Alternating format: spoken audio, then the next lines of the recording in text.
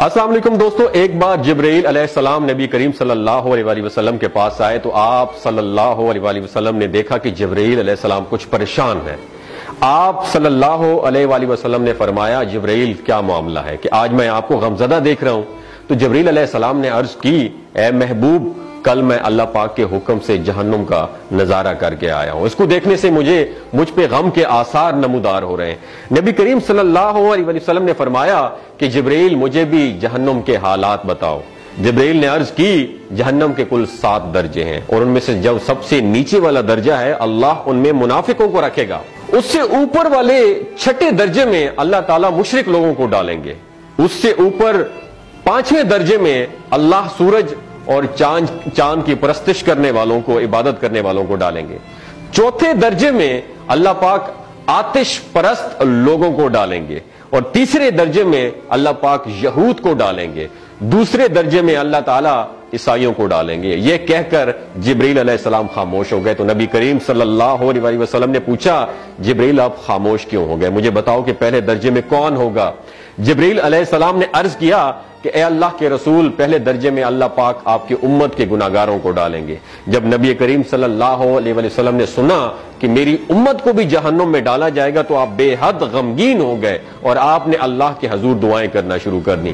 3 دن ایسے گزرے کہ اللہ کے محبوب مسجد میں نماز پڑھنے کے لیے تشریف لاتے، نماز پڑھ کر حجرے میں تشریف لے جاتے اور دروازہ بند کر کے اللہ کے حضور رو رو کر دعائیں فرماتے۔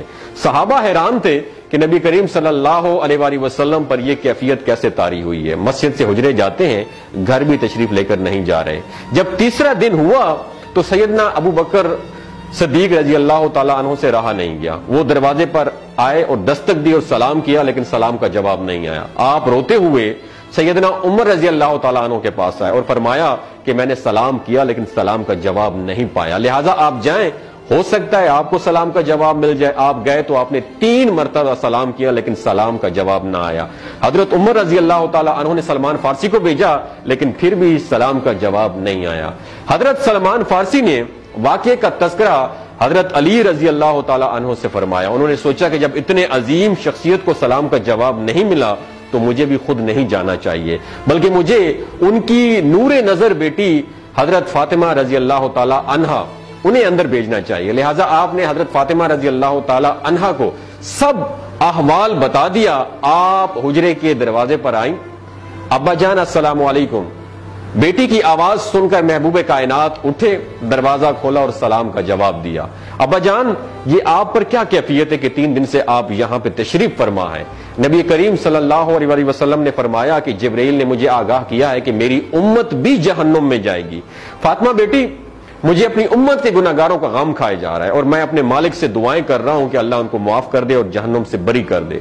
اور یہ کہہ کر پھر آپ سجدے میں چلے گئے، رونا شروع کر دیا، یا اللہ میری امت کے گناہگاروں پر رحم کر، ان کو جہنم سے آزاد کر کے اتنے میں حکم آ گیا، وَلَسَوْفَ يُعْطِيكَ رَبُّكَ فَتَرْضَىٰ، اے میرے محبوب غم نہ کر، میں تم کو اتنا عطا کروں گا کہ آپ راضی ہو جائیں گے۔ آپ خوشی سے کھل اٹھے اور فرمایا کہ لوگوں، اللہ نے مجھ سے وعدہ کر لیا ہے کہ روز قیامت مجھے میری امت کے معاملے میں خوب راضی کرے گا، اور میں اس وقت تک راضی نہیں ہوں گا جب تک میرا آخری امتی بھی جنت میں نہ چلا جائے۔ بولتے ہوئے آنکھوں سے آنسو آنا شروع ہو جاتے ہیں بندے کے، جب بندہ سوچتا ہے کہ ہمارا نبی صلی اللہ علیہ وسلم اتنا شفیق اور غم محسوس کرنے والا ہے اور بدلے میں ہم نے ان کو کیا دیا۔